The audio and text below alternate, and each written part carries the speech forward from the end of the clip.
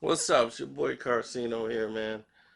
I'll tell you, this was one of probably the best kept secrets in the sport.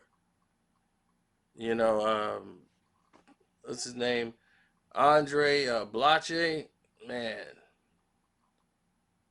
Blatche or Blatche, however you pronounced it, man. I think it's Blatche, but man, dude was you talking about Chris Webber? He remind you of C Webb. When C Webb played for the Kings, his passing ability, ball handling, 6'11", could do everything, man. I mean, this guy was incredible. He was getting scouted. He was like, man, this guy here's got potential to be one of the best players. Played for UConn, man. He was something. Well, I don't think he played for UConn. Where he went, Syracuse or something? But I don't know. But I know he played for Connecticut. One of them Connecticut schools. But in the second round, he was like the 49th pick in the draft. And I thought the Washington Wizards had a steal.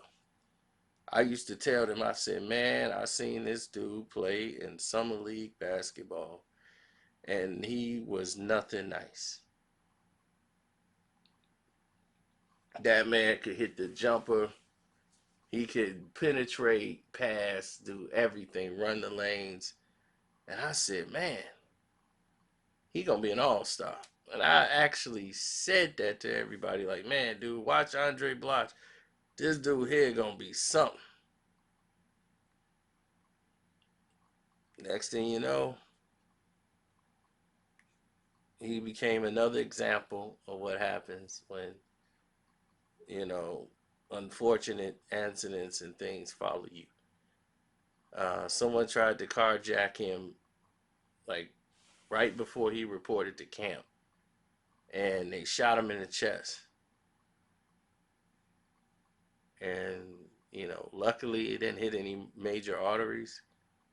He survived that, and that incident had a lasting effect on him. And it only took days, and he was back on his feet and out of the hospital. It's very rare because that don't happen. That don't really happen at all, and it happened here. So Andray Blatche, well, like I told you, these incidents go two ways. Either it makes you more humble and you're more appreciative of life, and or you're gonna be changed forever by the incident to the point where some people feel a sense of invincibility, or like they're living on borrowed time so they can just do whatever they want and they just wild out. And we've seen that happen, and it goes unfortunately that way. This is a guy who's in the NBA. You got $1 million contracts. So when he got, they put him in the development league when he came in, after being shot and everything. He went through the developmental stages. And when he came in to play, and I was starting off the 2006 season, they wanted to see him and play. He came in with the Wizard.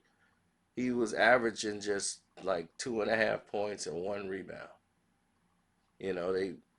They basically let him finish out the season, and he didn't really do too well. Now everyone was blaming him being shot and everything else in the process. Now, what people also got to see was this kid, he got a bad deal, he got some injuries, that happened due to the shooting. Let's see what we got once he get himself in shape.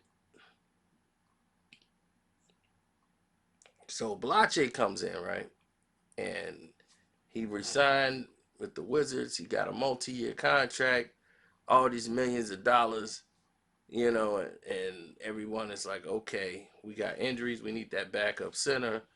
Well, we got the young kid. Let's let him see what he could do. So after he got his money, you know, Ethan Thomas had heart condition, and he ended his season, and he had to be out for the whole rest of the year. That left the opportunity spot wide open for Blatche, and he came in. You know, he was averaging what, like 8 and 5 with 1 block, and he was doing well. Then the wheels start to fall off a little bit. He started to get laxed and being out of shape.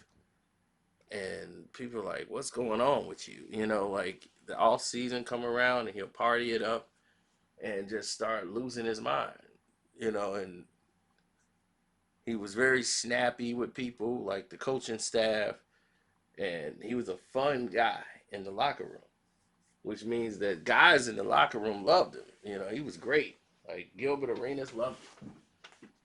But here's the thing: you're averaging 8 points a game, and you're trying to act like you're scoring, 45 a night. You're not Gilbert Arenas. You're supposed to be a 15 and 15 guy. It's like you're underachieving. But he's more about the party and BS than he is staying in shape. So Gilbert Arenas gets in trouble with this, incident with the gun and all these different things. And of course, they make a video mocking the incident. The NBA didn't like that at all. So the Wizards had to suspend him and fine him for participating in the mimicking gunplay thing he did. And they brought him back, and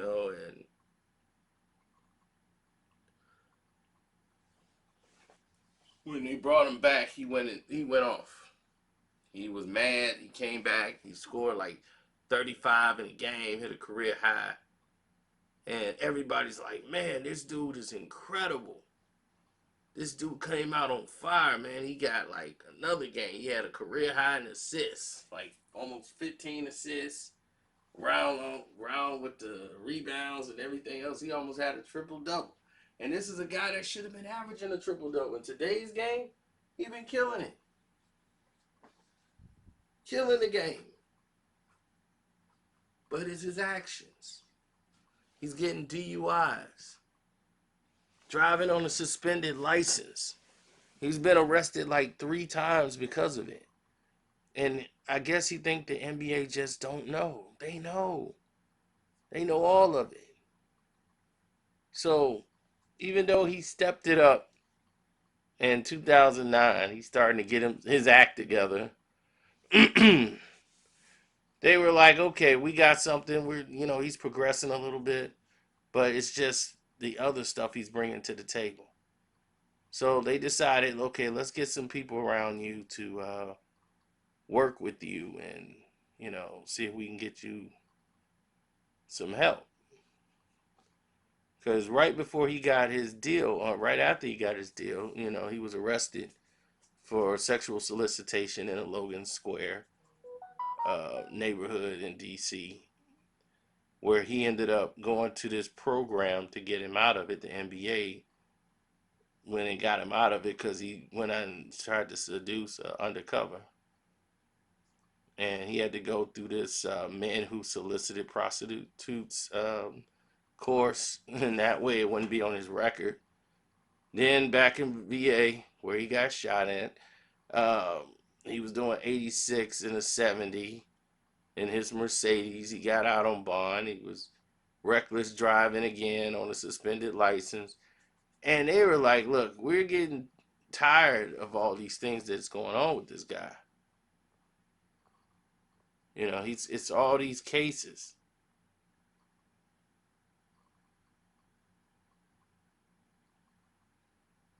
It's too much. This is one of the best players that came out of his class. You know, like as far as talent, he had it. He just didn't have the work ethic. He didn't have that drive. And he swear up and down he's been misjudged and all the people got it wrong and everyone else is to blame. Everyone loves him.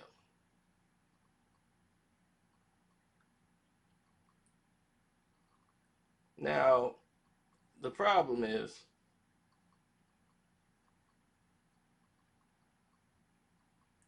even though everybody loves him,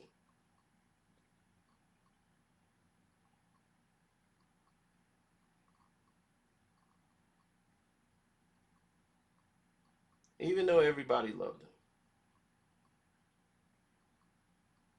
in the locker room, coaches and management didn't. So they ended up letting him go.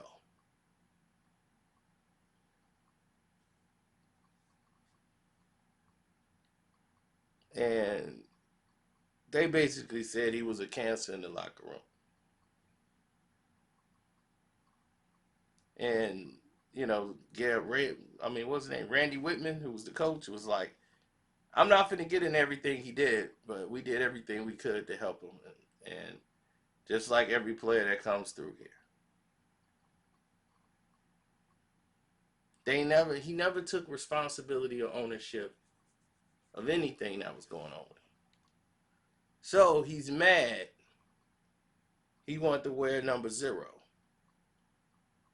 Because he's like, that'll remind me every day of everybody that gave up on me.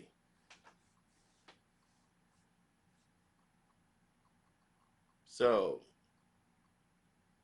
everybody gave up on him. So Brook Lopez went out. Blatche came in and was crushing it. He was averaging like almost 18 and 9 during that time. All the fans booed him. He had a 13 and 12 game against Washington. Everything was going well. The Nets re-signed him to a deal. When Lopez went down again, they said, okay, he gave us about 10 and 5. Let's re-sign this guy again, you know, so we can keep him, you know, abreast of what's going on. Now, his problem that always seemed to happen with him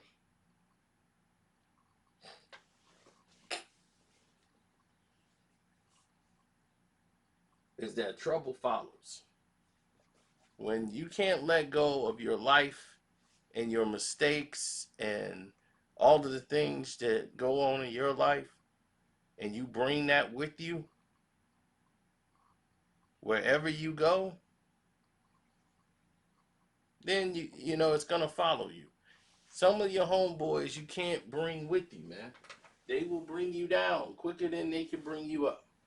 Because they don't know about bringing people up. They only know how to tear down. And sometimes you want to be familiar with the people that you're working with. You want to say, man, I know this guy. I want to work with him. I want to bring him along. But that person don't have the same goals as you. His visions is not the same as yours. His vision is like, man, you know, where the bread. They can't see it. They can't see the finish line. They don't see like, man, there's more to this.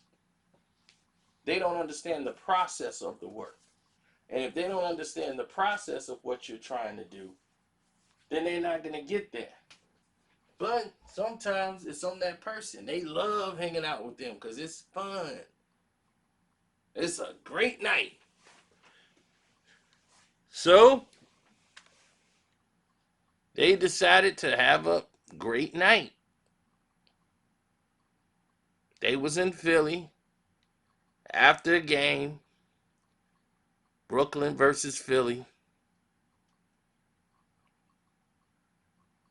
They went out, picked up went to go get some steak and girls at the world famous Delilah's. Now, Delilah is known for what? Delilah is nothing but a rest haven for hungry, thirsty thoughts that's looking for ballers to come up in that restaurant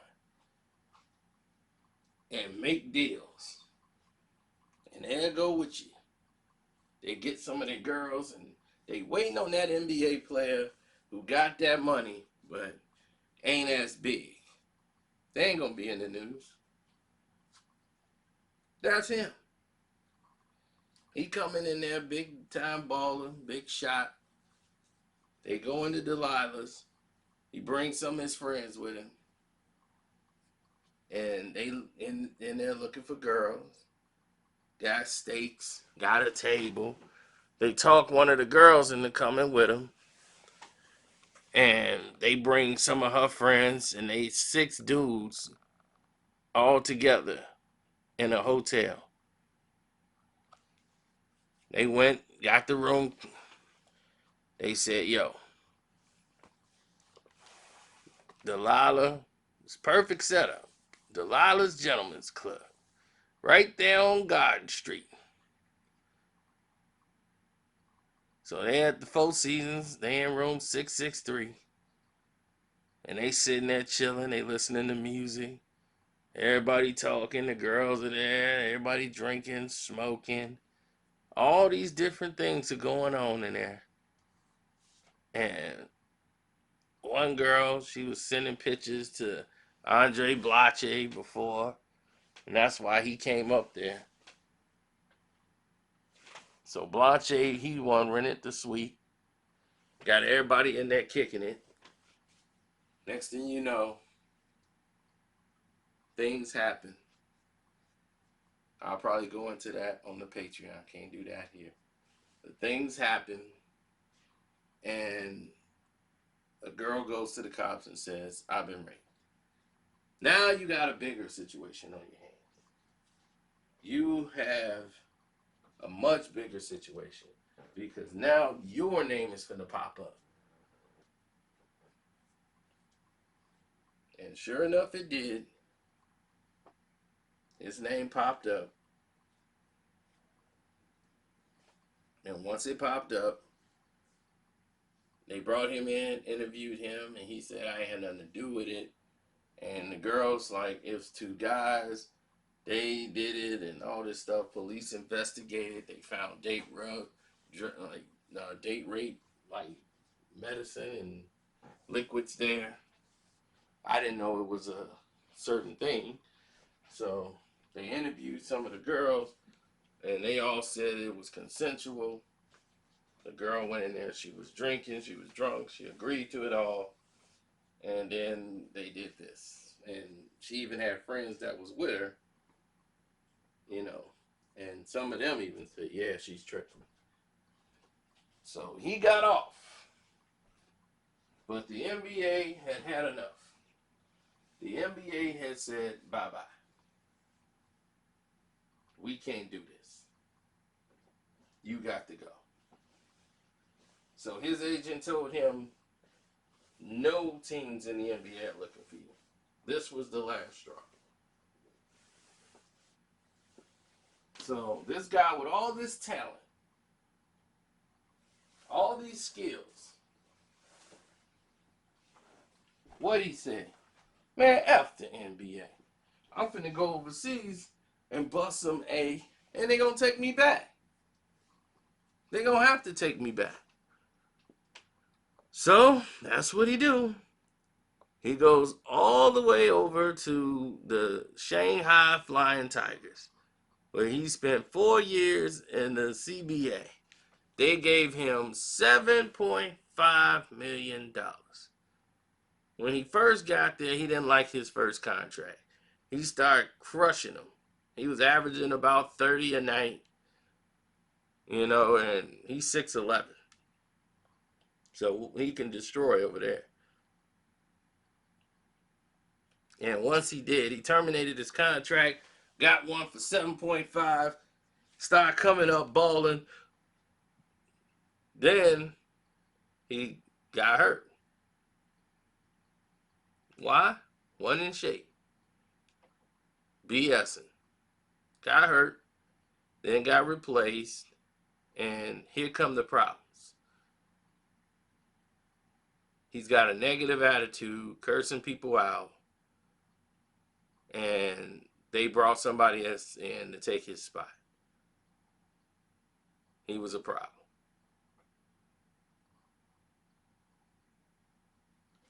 You know, it's typical. And now he's somewhere over there playing on another team in China, where he was involved in one of the biggest brawls ever in a basketball game. And I saw it on TV on ESPN one day that he showed the highlights. And there's Blatche fighting a bunch of Chinamen and somebody else in a big brawl last year. It was on World Star and everything. And I'm like, man, look at Andray Blatche. It's a tragic story, man. Tragic way to end your career. Right now, the guy's 33 years old, I think, and he's should be in the prime of his NBA existence. And he's out there like this. It's sad. But anyhow, I'm out. I want to say thank you to guys who have supported my page and have hit up the Cash App or the Streamlab. I thank you so much. Everyone who hit the Patreon up, I know you enjoy it because you all hit me up and let me know about it, and that means a lot to me. So thank you. I appreciate that. Yeah, there are some things here that I can't really get into here, but I will talk about it on the Patreon. I will make sure I do that. So you got it, and I'm out. Oh yeah, we're gonna talk about the D Wade too. I ain't forgot about that.